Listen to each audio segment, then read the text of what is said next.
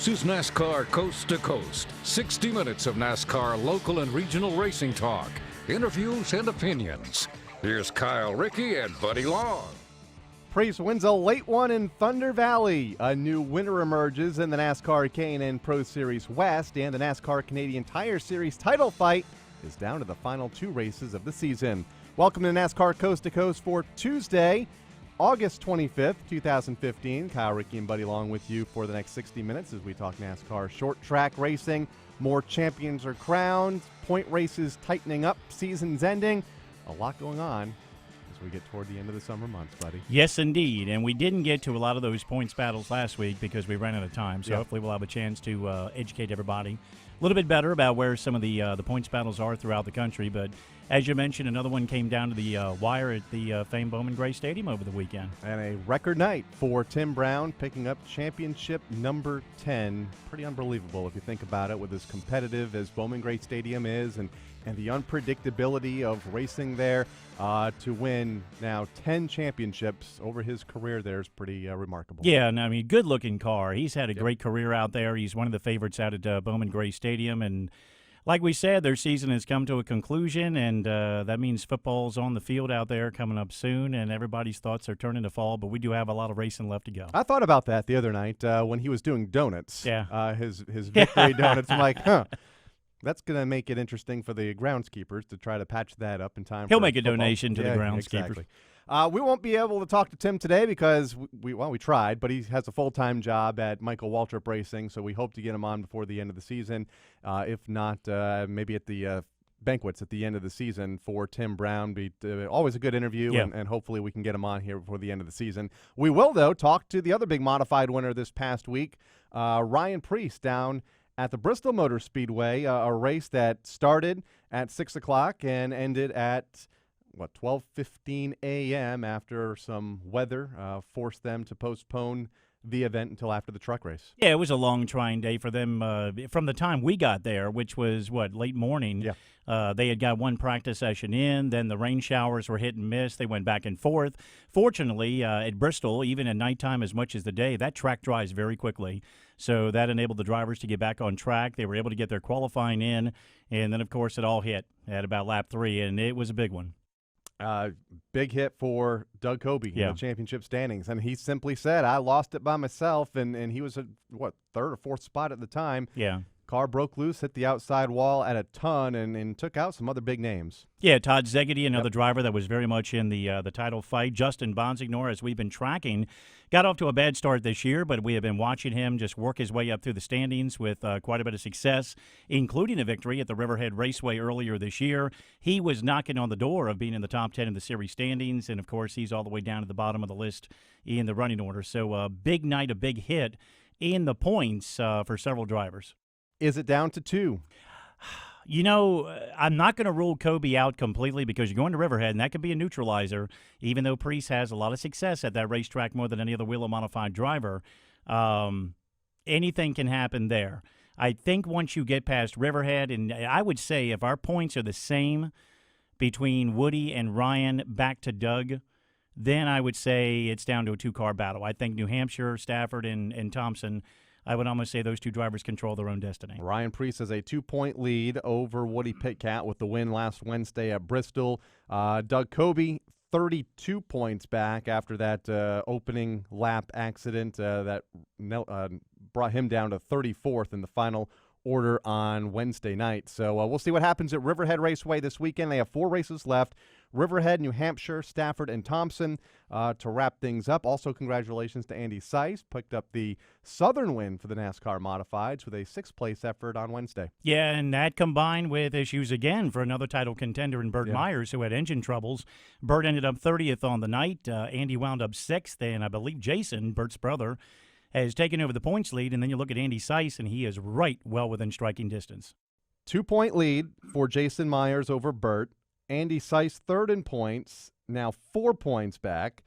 And Kyle Ebersol, who's been has a fairly quiet season, just 9 points out of the championship race. So that's going to be fun to watch. And, oh, by the way, J.R. Bertuccio, 12 points back in 5th. They still have 4 races to run as well. They'll be at Langley Speedway in a couple of weeks on September 5th.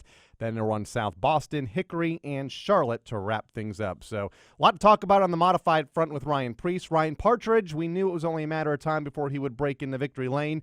And he did, winning this past weekend at Colorado National Speedway. Got a chance last week to watch the replay of the Evergreen race. Just happened to be in the right spot at the right time to catch that action on Friday afternoon.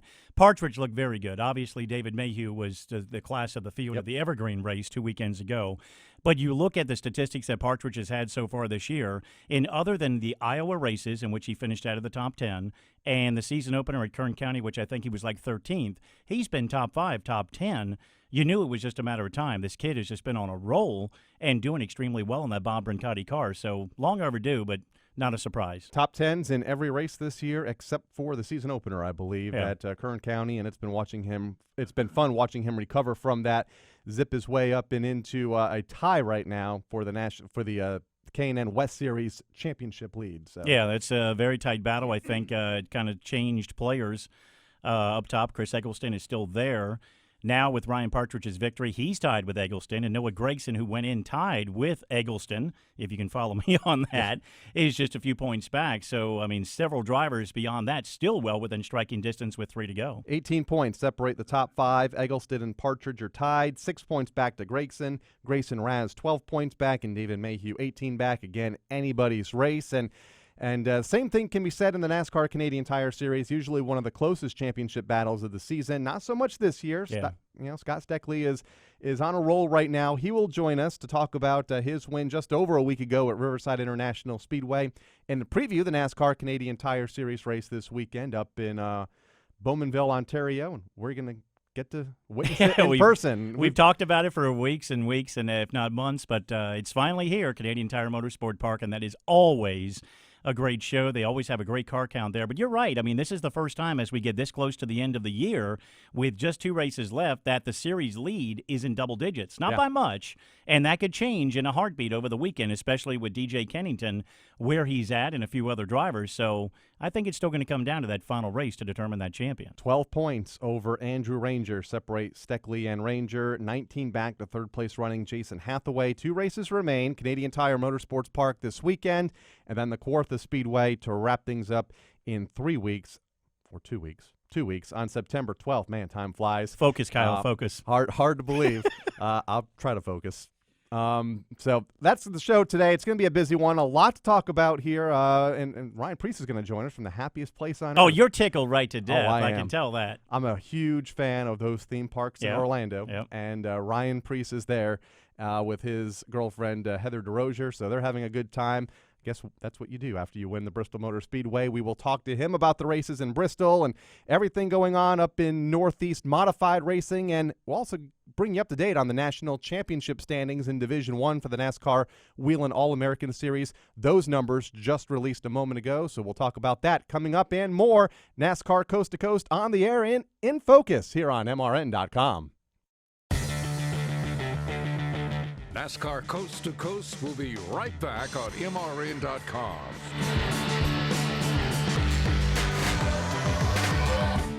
The following is a disclaimer from ToyotaRacing.com. Team Toyota is all about speed and precision. But all that speed and precision can be dangerous if not handled by professionals. Imagine the repercussions of an amateur behind the wheel of a Team Toyota stock car. Oh boy. Even our official site, ToyotaRacing.com, can be dangerous. Some common repercussions of visiting our site may include constant refreshing in hopes of new content, dry eyes due to not blinking, memorizing race results, inclusion of Kyle Busch in your dreams, referring to your wife as Matt Kenseth or Denny Hamlin or simply Toyota, phantom scrolling motions, ordering every single Toyota Racing t-shirt, checking for a gas pedal under your desk, missing your kid's soccer game or school play. But please don't forget that you've got kids. They'll miss you if you're always on ToyotaRacing.com. Tennis elbow, replacing the wheels on your office chair every 30 minutes like a pit crew, or even changing all your passwords to Toyota Racing 123. So, for news, videos, and exclusive NASCAR content, visit ToyotaRacing.com. But please, visit responsibly. NASCAR is a registered trademark of the National Association for Stock Car Auto Racing, Inc.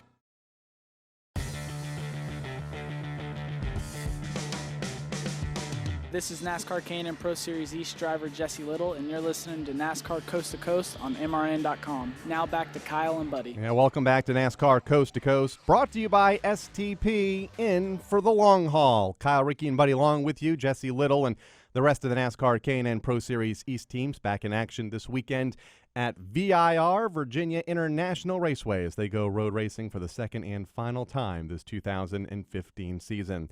The NASCAR Wheel and Modifieds, they were in action almost a week ago now. It's amazing how time I know, flies, it seems buddy. like, God. yeah, that's wild that it was that long ago already. Ryan Preece, the big winner when that race finally ended. I believe it might have been Thursday morning when the checkered flag finally flew on that event, and they only completed, two-thirds of the scheduled 150 laps. Ryan Preece joins us now from the happiest place on earth in Orlando, Florida. Ryan, welcome back to NASCAR Coast to Coast. Hey, thanks for having me on. And, yep, it is definitely probably the happiest place on earth. So before we start talking racing, what park are you at today? The Magic Kingdom. Okay. Well, you're not in line for any rides, or we're not taking you away from anything, are you? Nope, I made it, so I wasn't near anything. All right, well, we appreciate that. Ride the Haunted Mansion for me. It's my favorite. Oh, really? It's that good? Okay, I'll have to go on that. It's that good. See, Craig Moore, producer, and I knew where this was going. We're not going to get any talk about Ryan and racing. It's going to be all Magic Kingdom. That's all it's going to be. Pretty much. I go twice a year, so I love the place. I know. It's a fun time. All right, Ryan, let's talk about Bristol Motor Speedway, the happiest place in Tennessee for you this past weekend. A wild race. It starts at 6 o'clock. There's a big wreck. There's a red flag to clean things up, and then it rains, and you resume like 4 hours later. How was it from your standpoint, having to start in the car, then I saw you in the grandstands watching the truck race, and then have to go back to the infield? Yeah, it was actually pretty funny. Usually I drink a couple energy drinks during the day when we're racing. So right before the race, I had a Monster and a water and a Gatorade, and it didn't really fare well when we had that red flag. So it was pretty much a good thing that we got pulled down pit road so I could run to the bathroom. But it all worked out. I was actually happy that we raced under the lights because it was a cool experience. And I wish we could go after the truck race every year. It just kind of come into the track a little bit later, but I think that's something that would be pretty cool.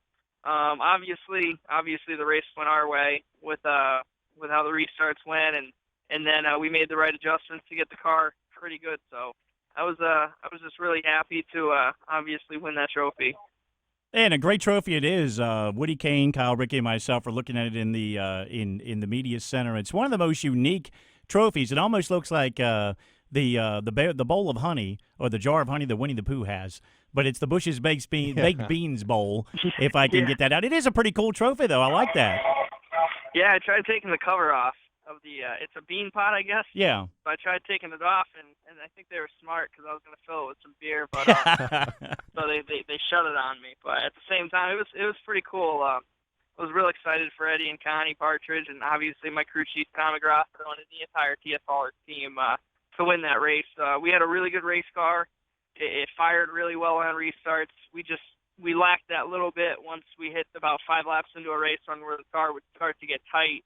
And with the modifieds, it means so much to roll the center and come off the corner and keep your momentum. So we made some adjustments there on the stop to help us, and what was really good is it didn't affect us on the restart. So that was enough to get away from Woody and the rest of the guys. And then after 10, 15 laps, it seemed like the car never dropped off, and maybe the other guys did, and we kept getting better and better. Final yellow flag came out on lap 97 for a rain shower that was in the area. I think there may have been some lightning as well. Not sure of the official report, but your opinion, obviously, you won the race, but a good call to call the event before the storm got to the racetrack? Yeah, I guess, obviously people's safety is the number one thing, and you don't want people standing in the aluminum grandstands when there's lightning around and thunderstorms. So it was big to get them out of there. But at the same time, I mean, it really didn't matter to me if we went the full distance anyways, because I was really confident in the car we had for the second race, or for the second half of the race, and I knew we were going to be strong whether we did or didn't go the rest of the distance. second year in a row, I think the lightning has really played a factor, not so much with the modifieds last year, but with the trucks before we could get underway. So Wednesday nights are a great show, but for Mother Nature wants to be too much of a player in it. But you know what, Ryan? These have been some great times these last 2 or 3 weeks at the very least for you and your team under Ed Partridge. As you know, we had Ed on just a couple of weeks ago to talk about his purchase of the Riverhead Raceway up in New York. That's great for a lot of fans up there, knowing that facility is going to be around as a racetrack for many years to come. You've been doing very well up there this year with a third-place finish over the weekend, doing very well in the Wheel and All-American standings, and a great battle with Woody in the NASCAR Wheel of Modifieds, an Xfinity ride coming up, or actually a K&N ride at Richmond, Cup ride in New Hampshire. Everything just seems to be rolling your way and doing so very well, and everything is so well-deserved. Yeah, I mean, I'm really excited, especially to run that K&N car at Richmond. It's a track I've always wanted to race at, and you know, with the Hellman team and everybody in that whole team for letting me drive that car, it's really cool. So, and obviously running with Tommy Baldwin and those guys over there with the number 98 for that weekend, it's going to be a lot of fun. And there has been a lot of opportunities, and with the Modified Tour, this has probably been one of the best seasons I've had win-wise. But at the same time, man, when we've struggled a little bit, we've struggled. So it's definitely a season where we've learned a lot about each other and making these cars better. And you know, that's one thing as we've been doing. Learned of the K&N ride on social media, had a picture of the car and preparing it for that event here coming up.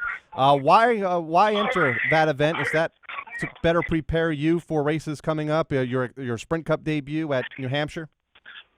As far as going to the K&N race, you know, one of my buddies, Doug Chenard, he basically runs the whole Hillman operation for the East teams, and it's just one of those deals where they want to put another car out there and just try to you know, have a good solid run and try to gain some more feedback for their cars. So it's a good opportunity for me. It's a good opportunity for them, and you know, obviously get some seat time too.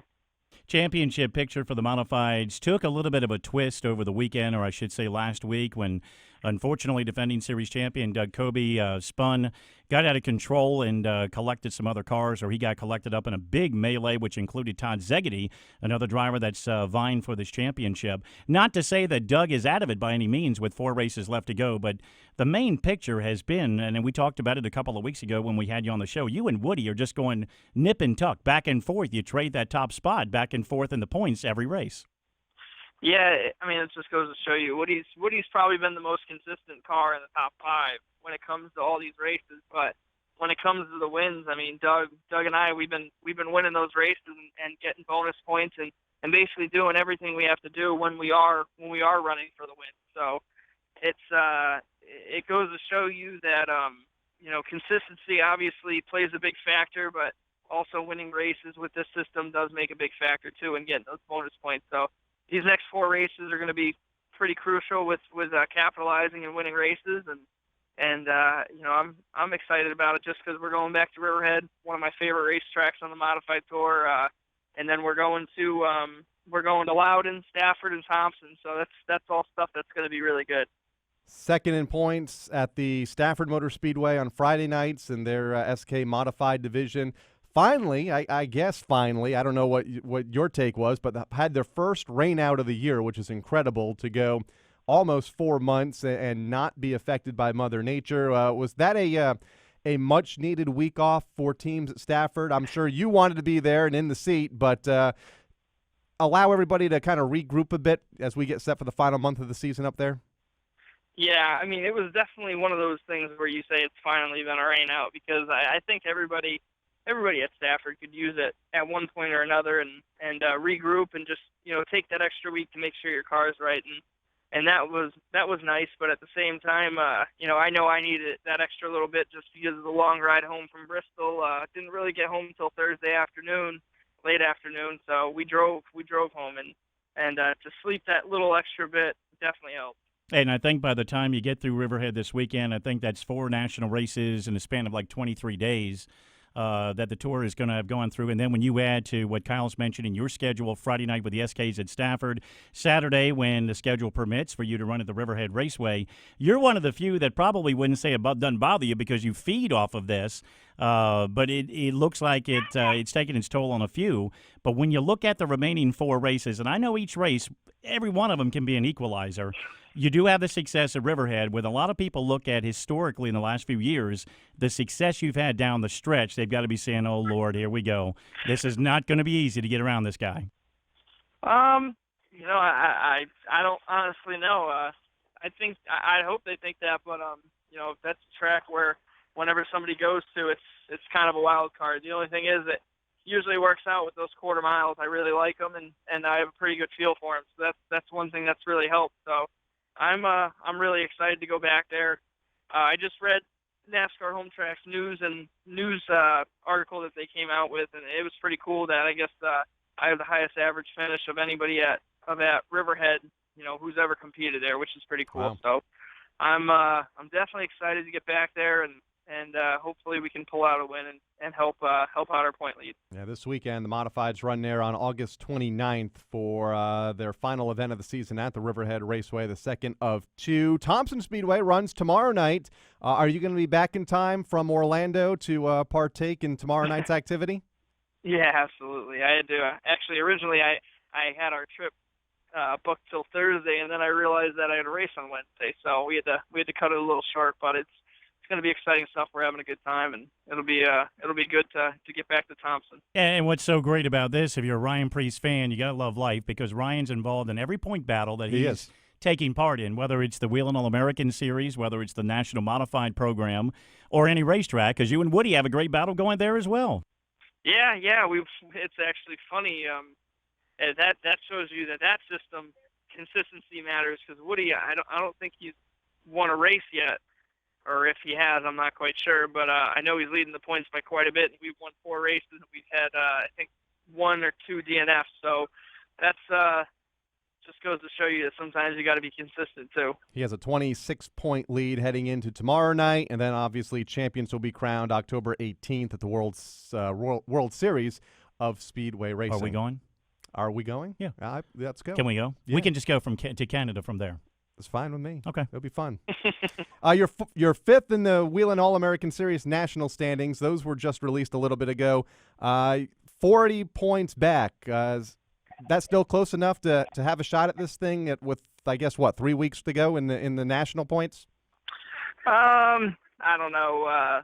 As far as the national point system goes, it's really difficult to win that. You need full fields, and it's not something that I kind of paid attention to because we were creeping up there. But now guys that are getting the full fields and are really starting to make their way forward, and we've just kind of plateaued. We're still winning races, but we aren't earning the maximum points that you can get. So it's unfortunate that it is that way. But at the same time, that's the system. So I could bring some cars, or anybody can bring cars, or I can go race somewhere where it has a full field. But I like racing at Stafford, Thompson, and I really like racing at Riverhead. So it's a lot of fun, and maybe one day we'll have some full fields.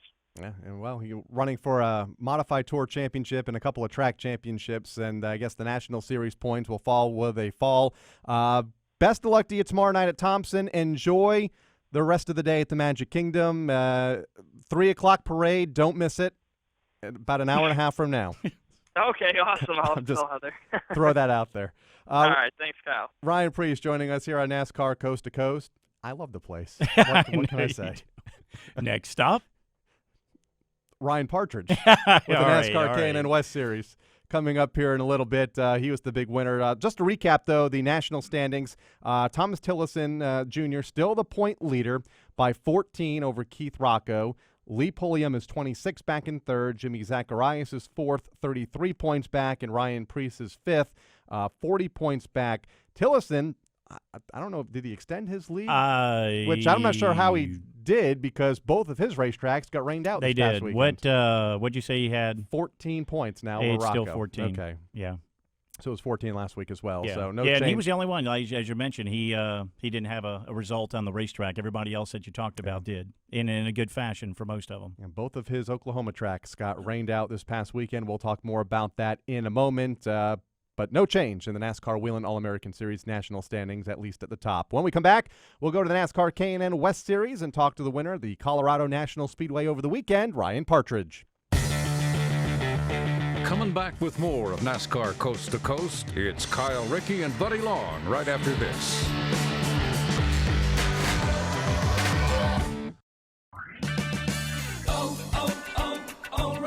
Don't miss your chance to enter the O'Reilly Auto Parts $10,000 payment payoff sweepstakes powered by Castrol Edge. You could win a grand prize of $10,000 toward paying off your vehicle. But hurry, sweepstakes ends August 25th. Visit O'ReillySweeps.com for full details. No purchase necessary. O'Reilly Auto Parts. Better prices every day. O'Reilly Auto Parts. Dale Jr. here. I wear Wrangler Advanced Comfort jeans for any occasion. With new styles and great fits, you'll look good and feel comfortable anytime, anywhere. Wrangler Advanced Comfort jeans are built with a U-shaped construction, so they give you more room where you need it. And their 4-way flex technology moves with you for all-day comfort. In the garage or out and about, Wrangler knows the ins and outs of comfort. Wrangler, real comfortable jeans.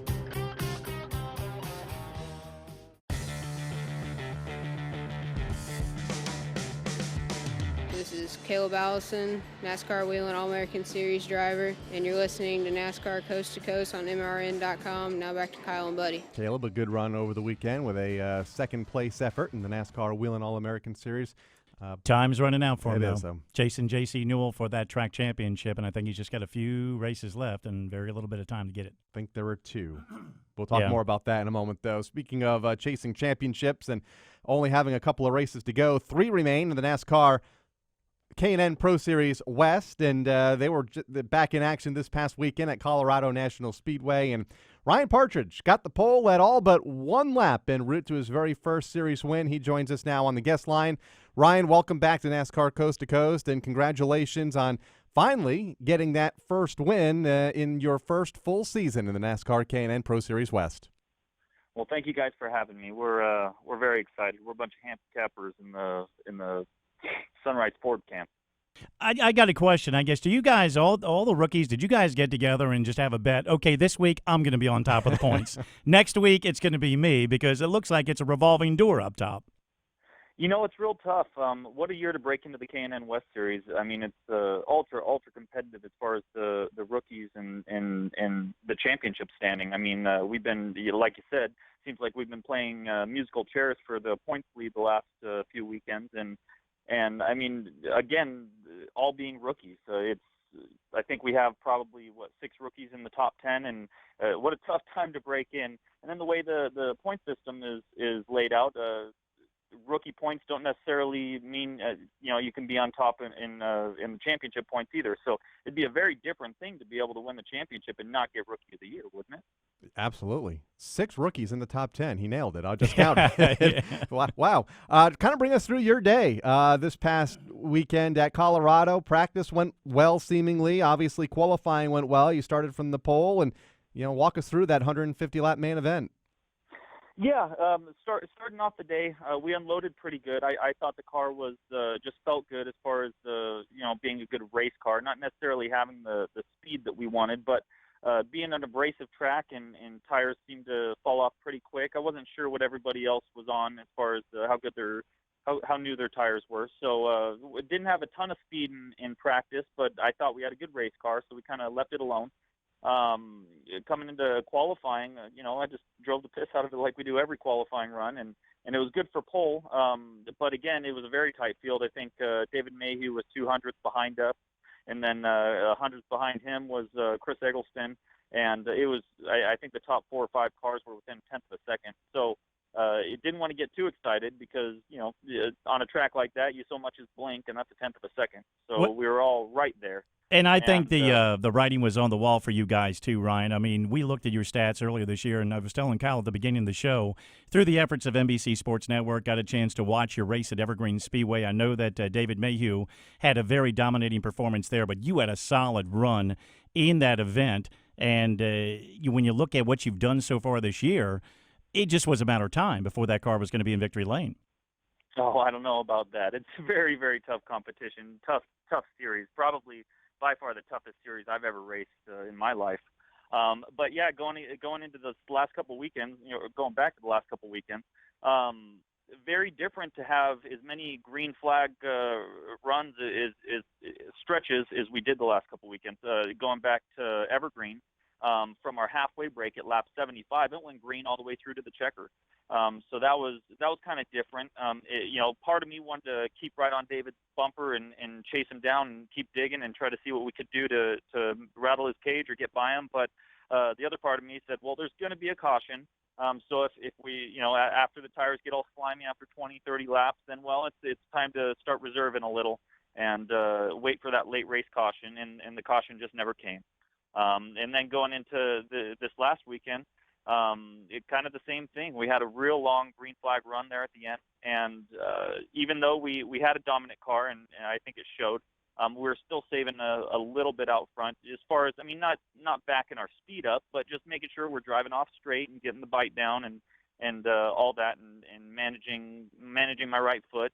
Because I knew there was going to be a late race caution. There's always a late race caution, especially when you're in the lead. Even with the white flag flying, I knew there was going to be a late race caution, and it never came, thank God.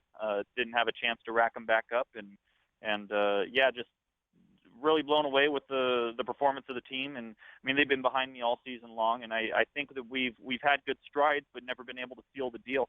Going back to how competitive the K&N West Series is, and being a bunch of rookies. There's a ton of rookies out there contending for the win, and it's anybody's game week in, week out.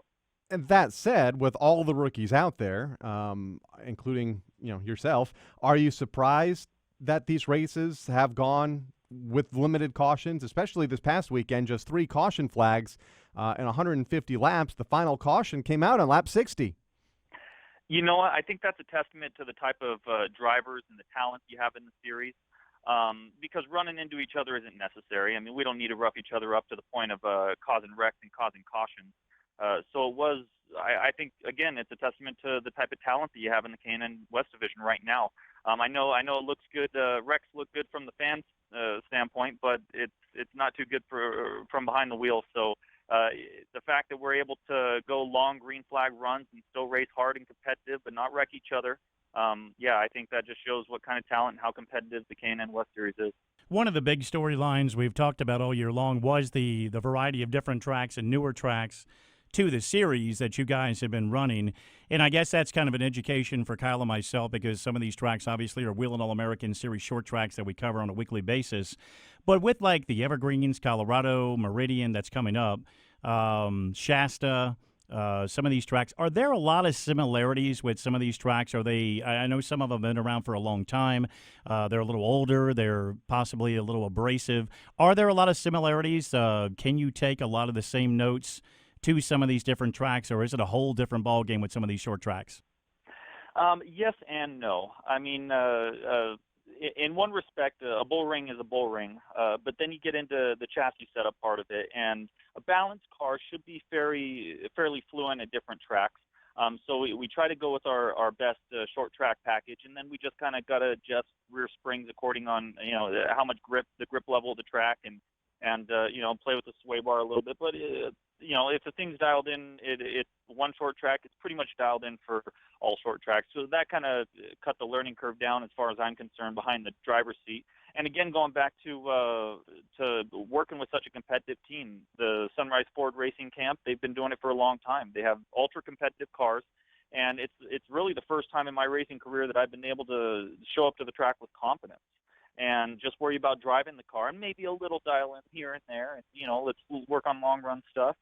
But to go in with the confidence, knowing that we have a car that can compete for the win, I mean, it's a excellent feeling. Bob Rooncotti, the owner of Sunrise Ford, he has a couple of dealerships in Southern California, and he runs his dealerships like he runs his race team to win. And we have some veteran crew chiefs in the shop. We have Bill Sedgwick, who's won a ton of races in his own right in the K&N West Series, as far as the Truck Series, and my personal crew chief on the 9 team is Jeff Schrader, who built my late model chassis. So we already had a real good relationship going into the season, and it was just kind of help the whole transition into this series and help me minimize my mistakes. I mean, it's a whole different ballgame in the K&N series from what we're normally used to racing, which is a late model style car, a lighter car with less horsepower on a much smaller tire. And I think one of the biggest transitions was getting comfortable with this Goodyear rubber. How hard you can lean on it, how long it'll last, and how out of shape you can have the car while still going forward. I mean, you go back to that Hoosier rubber, man, those things, if you're even a half inch out of shape, you're going backwards. And it's a little different deal with the weight of the car and that stout Goodyear rubber to be able to have the car a little out of shape and still driving forward.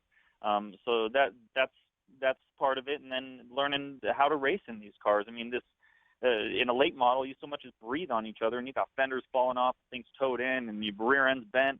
And it seems like these cars are much more stout. You can not use each other up, but you can lean on each other, and you can race hard without worrying about wrecking each other. And I think that's the big part of the transition into the series. And hopefully we got ahead of the curve, and we're starting to learn and dial ourselves in, and we can continue a couple of good runs before the end of the season. And you touched on my next question a little bit, talking about confidence and getting comfortable. How has it changed for you from Kern County way back at the beginning of the season, what has been your only finish outside of the top 10, to at this point of the season with 3 races to go? Oh, no, it's I think we definitely have a little bit of momentum.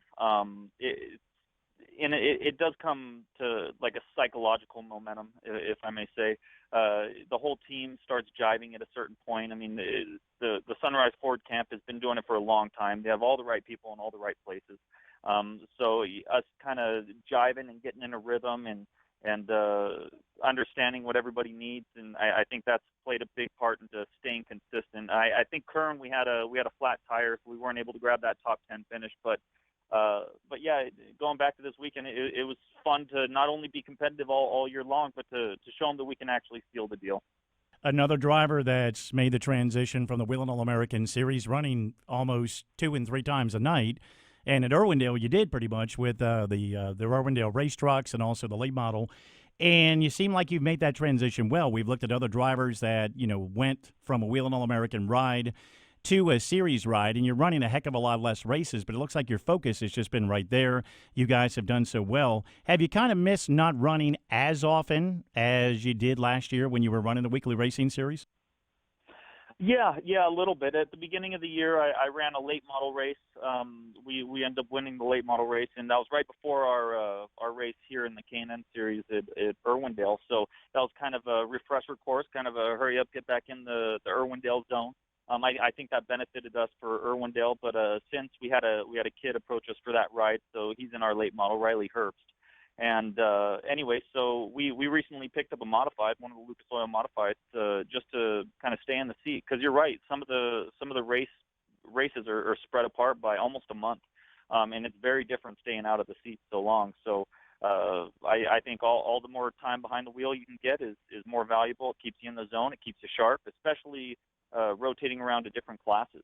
And going back to what we were talking about as far as all the different short tracks, and adaptability as a driver, and how quick you have to adapt and get comfortable. I think that's been to our benefit this season. I mean, I've always felt that we've been real quick learners as far as behind the seat and is in the crew, but we've never been able to show it racing our local short tracks. I mean, we have Kern County, we have Irwindale Speedway, Vegas. Those are our primary short tracks as far as local short tracks, and that's all we've really run. So it's really fun and validating to be able to go around to different short tracks and have to learn real quick and still be competitive. And going into this next weekend, which is Meridian. That's a race that nobody in the West Series has run yet. They didn't run last year, any years previous, I believe. So I think that's only going to help us and benefit us. So everybody's going to have to catch up with us, and again, going back to, I think we're quick learners and we can get ahead of the ball pretty quick. So that race coming up on September 5th at the Meridian Speedway there in Idaho. Ryan, thanks again for taking the time to join us. Congratulations on the win, and we'll be watching you fight for this championship right down to the final lap. Most likely it'll come at the Phoenix International Raceway here in a couple of weeks. I guarantee it will. Thanks for joining us. Ryan Partridge here on NASCAR Coast to Coast, and he talked about how the races are spread out. You have September 5th, Meridian Speedway, October 17th, All-American Speedway, November 12th, Phoenix International Raceway. Yeah, that's a pretty good gap, and you got maybe some things they can pepper in there. Maybe you can catch a late model race here or there, which we've seen him do. So best of luck. Great run for him this year. He has really adapted to that car, and another driver that's vying for that championship. Tied for the championship lead right now with Chris Eggleston with 3 races to go. When we come back, we go north of the border and talk to the NASCAR Canadian Tire Series championship leader, Scott Steckly. NASCAR Coast to Coast will be right back on MRN.com.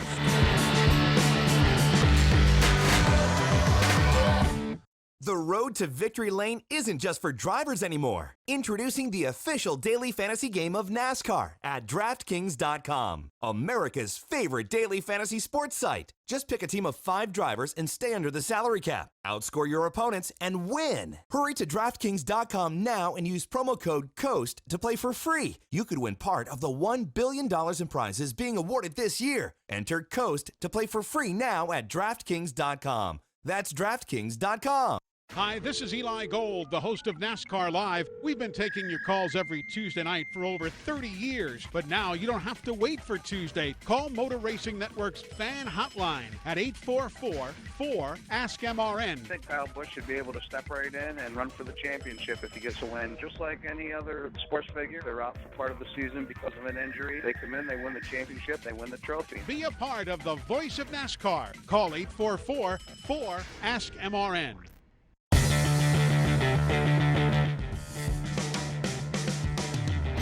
This is NASCAR Coast to Coast on MRN.com. Here's Kyle and Buddy. Welcome back to NASCAR Coast to Coast here on the Motor Racing Network, MRN.com, a show that Buddy Long and I do every Tuesday. We try and do, exactly. Talk NASCAR, wheeling All-American Series and NASCAR regional racing from around the country and up in Canada, which is where we go this weekend to the Canadian Tire Motorsports Park. We talk about it all summer. It's one of our favorite trips of the year. Look forward to getting up there, and one of the drivers that we'll see when we walk into the NASCAR Canadian Tire Series garage is Scott Steckly, the most recent winner on the series just over a week ago at Riverside International Speedway in Nova Scotia. Won the Wounded Warriors Canada 300, and he joins us now on the guest line. And Scott, a lot of momentum on your side right now, heading to Canadian Tire Motorsports Park this weekend. Congratulations, though, on the last win a week and a half ago up at Riverside. Yes, thank you very much. Thanks for having me on.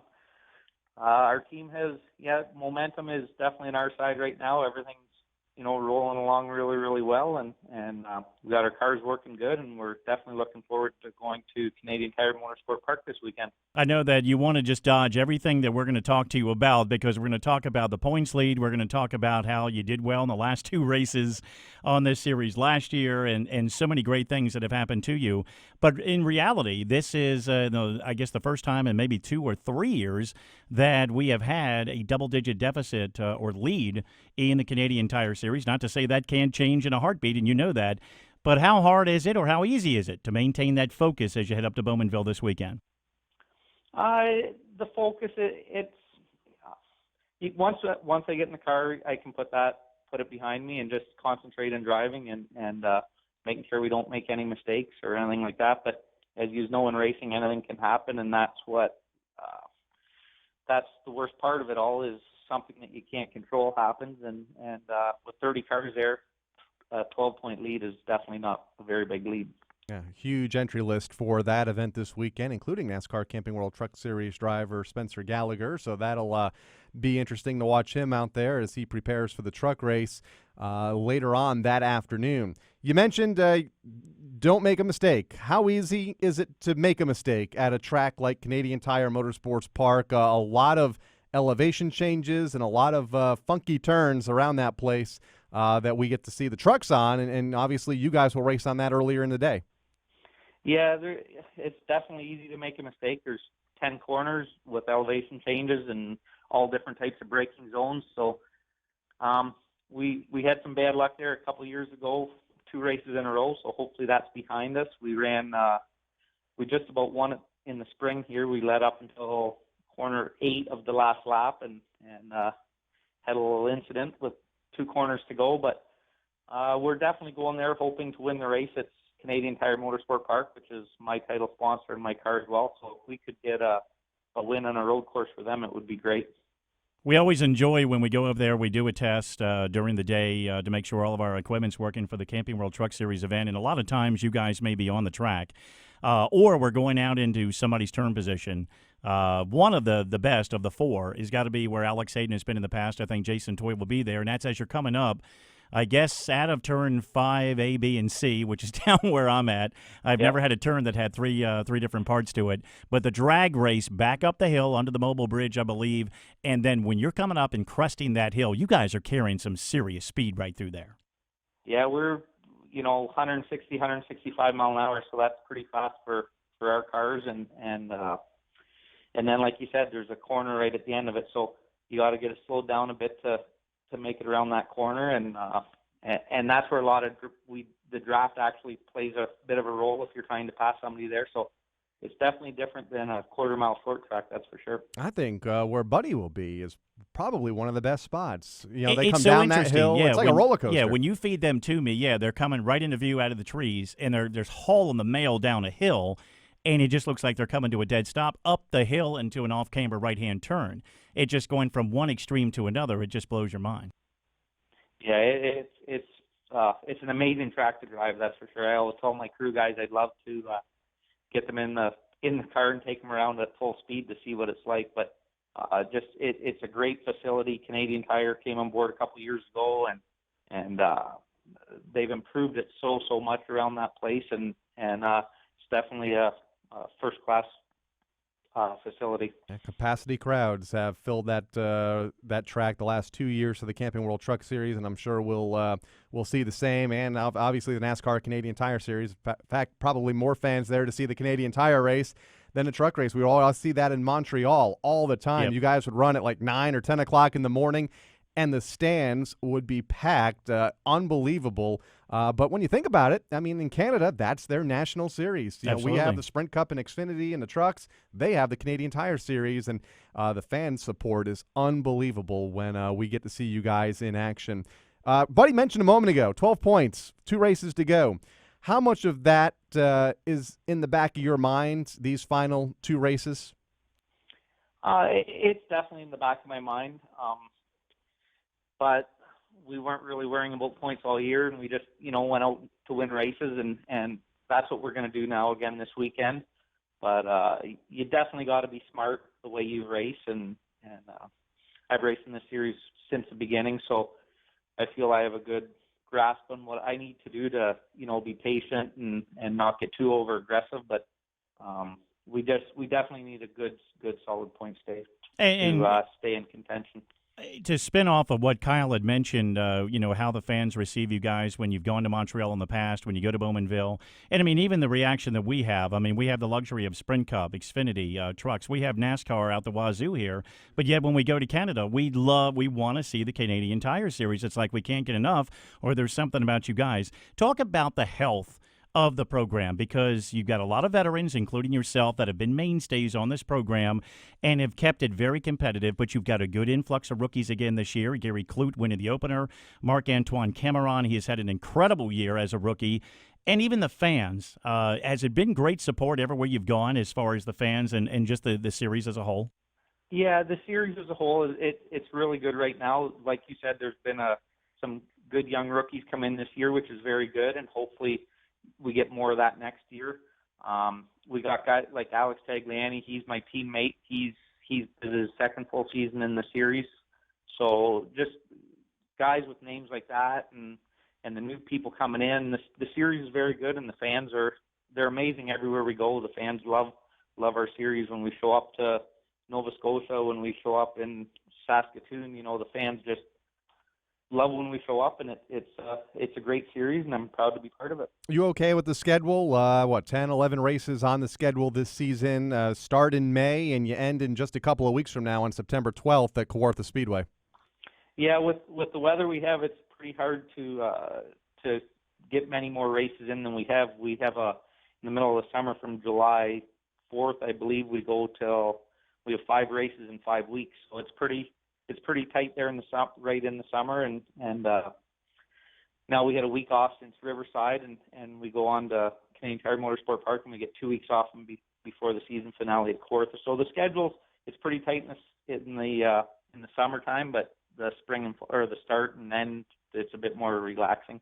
Yeah, I think that's kind of the downer for us, because it seems like no sooner than you guys start, your season just blows by like greased lightning. It just seems like it just started not that long ago, and you're already getting ready to crown a champion, which very conceivably could be Scott Steckly. But with such a long off season that you guys have, in which you don't crank up until sometime in May, what's an off season like for Scott Steckly typically? Well, I own my race team. It's called 22 Racing, and we rent out cars to other drivers. Spencer Gallagher is in one of our cars this weekend, actually. James Busher has, Max Pappas has, quite a few guys. So we have 7 cars. So we usually build at least one new car over the wintertime, rebuild the other cars, sell one, and pick up the odd job here and there, and just work on race cars all year round, basically. And Spencer, of course, will be in the event this weekend, as we mentioned a bit earlier, as he prepares for the Camping World Truck Race. Can't wait to get up there in a couple of days. Should be fun when the entire MRN crew rolls into town, and we'll no doubt stop by and say hello. And Scott's giving us a ride around. Kyle and Buddy only, okay. Right? Get that car ready, Scott. You're taking us on a lap around it. in. Here we go. All right, Scott Steckly joining us here. Best of luck this weekend. We'll see you in a few days. Thank you very much. Glad to be on. All right, Scott Steckly here, the point leader by a huge amount for that series, whopping 12 points. And I don't mean to bring up a name that it's a name that isn't there, but it's just funny when you think about people that aren't there. J.R. Fitzpatrick is one that's missing. Hopefully we'll see him back on the tour very soon. When we come back, we're going to talk about the NASCAR Whelen All-American Series track, some getting down to their final few weeks of the season when we come back. Coming back with more of NASCAR Coast to Coast, it's Kyle Rickey and Buddy Long right after this.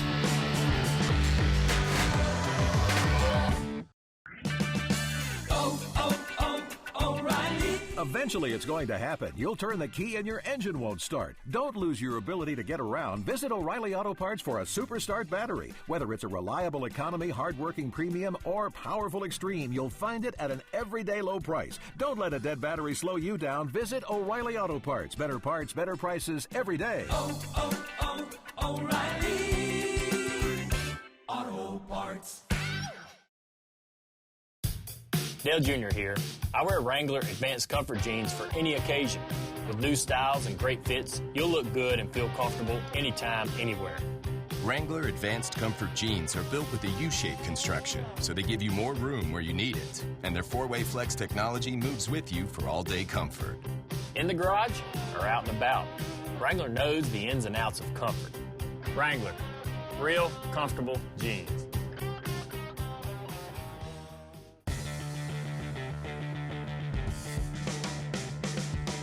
This is NASCAR K&N Pro Series East driver Kaz Grala, and you're listening to NASCAR Coast to Coast on MRN.com. Now back to Kyle and Buddy. And Kaz going road racing this weekend at the Virginia International Raceway, VIR, for the NASCAR K&N Pro Series East. Welcome back to our final segment of the week here on NASCAR Coast to Coast as we talk about some of the tight point battles. We talked about Tim Brown earlier. He won the Bowman Gray track championship for the 10th time, but there's a lot of other tight point battles out there at tracks across the country. and we're winding down with just a lot of these tracks 2-3 weeks remaining. Yeah, I mean, pretty much everybody's like a half dozen away and less. Anderson Speedway ran over the weekend. Trey Gibson and Mitchell Moat, they both got victories.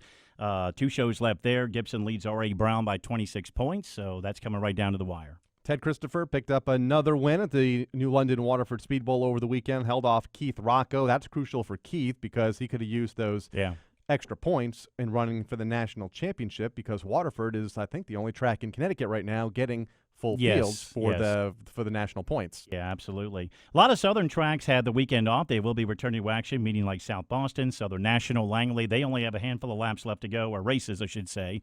Motor Miles Speedway, Lee Pulliam picked up his 9th and 10th victory of the season. He's got an 84-point lead over Matt Bowling. That's pretty much in the bag with only 2 races left to go, 2 twin 75s. Michael Bilderback won the late model race at Rockford Speedway, his 2nd in a row, 5th of the season. He's the point leader there. They're back in action this Saturday. They have 3 events to go for their NASCAR Whelen All-American Series divisions. Airborne Park Speedway had double modified features. Winners were Bucko Branham and Cody Oben. They have 3 events left, and right now Nick Haywood with a 52-point lead over Bucko. There we go. Mike Bubba Brooks picked up the Outlaw Super Late Model win over the weekend at Kalamazoo Speedway in Michigan. They are back in action for a 6-in-1 show this Saturday. They have 2 events remaining. Chemung Speedrome, Jimmy Zacharias, a guy we're going to get on very soon, picked up his 8th victory there in the Sunoco Mods.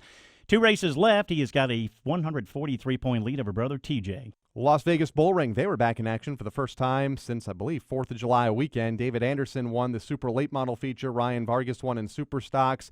They will be back in action in a couple of weeks on September 5th. Columbus Motor Speedway found Kevin Mingus in victory lane. Kyle Jones was 3rd in that event. That gives him a 9-point lead over Chad Pendleton with 2 races left to go. Riverhead Raceway in Long Island, or on Long Island, John Fortin Sr. picked up his 29th career modified win, 2nd of the season, holding off Tom Rogers and Ryan Preece. Standing room only crowd. Good to hear in reading some of the post-race comments from the folks at Riverhead. Standing room only on Saturday night. They have a half dozen events left, and they're back in action this Saturday. Yeah, Tom Rogers Jr. looking for that championship. Yep. Another tight battle at Devil's Bowl Speedway. Vince Quenneville Jr. took the victory, but Ron Proctor's 3rd-place finish only has him up by Quenneville over 4 points with 3 events left to go. Another good one coming down the stretch. You mentioned Columbus Motor Speedway? Yes. Yeah, okay. They're back in action this week there. Monadnock Speedway up in New Hampshire, they were in action. Scott McMichael picked up the Sportsman Modified win. He is the point leader there.